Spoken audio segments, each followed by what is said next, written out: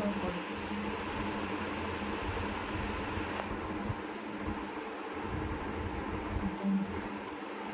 Kebab పొడి 5 స్పూన్లు వేసుకున్నాము. ఇప్పుడు మరి కారం పొడి మనకు రుచిగా తగ్గట్టుగా 1.5 స్పూన్ వేసుకొని మరి సాల్ట్ రుచికి తగ్గట్టుగా 1 స్పూన్ సరిపోతుంది.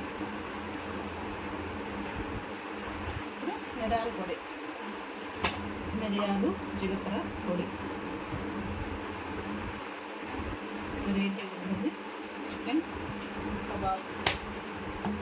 ఇప్పుడు chicken masala 1/2 spoon, garam masala 1/2 spoon వేసుకొని కొంచెం కరివేపాకు 2 వేసుకొని పచ్చిమిర్చి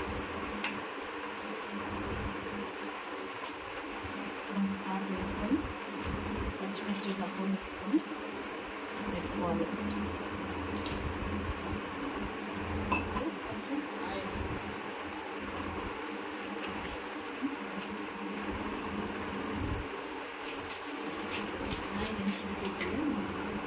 కొంచెం ఆయిల్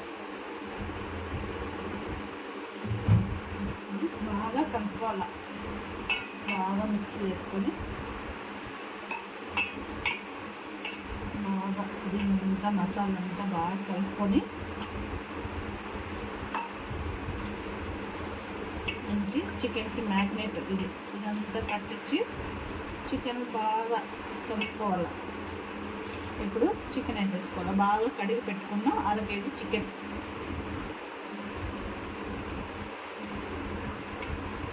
చికెన్ బాగా కడుక్కుంటే బాగుంటుంది.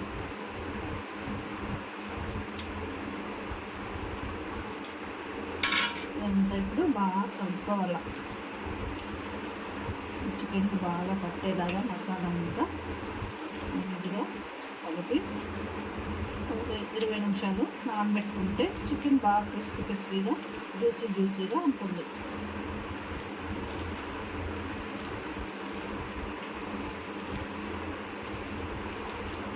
చికెన్ బాగా ఫ్రెష్గా అప్పటికప్పుడు కొట్టించుకొని నీట్గా కడుక్కొని మ్యారినేట్ చేసుకుంటే చాలా బాగుంటుంది. ఎప్పుడైనా ఈవినింగ్ టైంలో ఇది చేసుకొని కొంచెం పప్పన్నం చారన్నం పెట్టుకొని కబాబ్ లాగా తింటూ ఉంటే ఆ మజానే వేరు. ఇది బాగా కలుపుకోవాలి.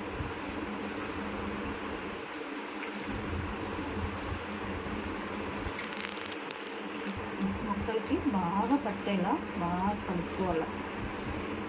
ఏ ముక్క పెట్టుకున్నా నోట్లో బాగా ఉండాలి, టేస్ట్గా బాగా అనిపించాలి.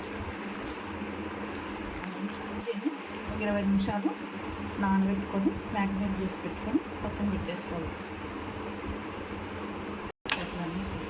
వచ్చింది మూత పెట్టుకొని 20 నిమిషాలు నానబెట్టుకోవాలి. చికెన్ బాగా కలుపుకొని వేడైన నూనెలో వేసుకోవాలి. నూనె బాగా వేడెక్కాక ఇంతకుముందు మనం కలుపుకున్న చికెన్ని నూనెలోకి ఒక పీస్ వేసుకోవాలి. ఎందుకంటే అది కరుసుకోకుండా ఉంటుంది. ఆ తర్వాత దీన్ని ఒక 2 నిమిషాలు ఉడకబెట్టుకోవాలి. ఉడకబెట్టుకున్న చికెన్ని మనం బయటకు తీసేసుకుని దాన్ని ఒక 2 నిమిషాలు చల్లారినాక మళ్ళీ నూనె బాగా వేడెక్కాక దీనైతే మనం సెకండ్ టైం రోస్ట్ చేసుకోవాలి. అప్పుడైతే ఈ టేస్ట్ చాలా బాగుంటుంది. వీడియో నచ్చితే లైక్ చేయండి, సబ్స్క్రైబ్ చేసుకోండి.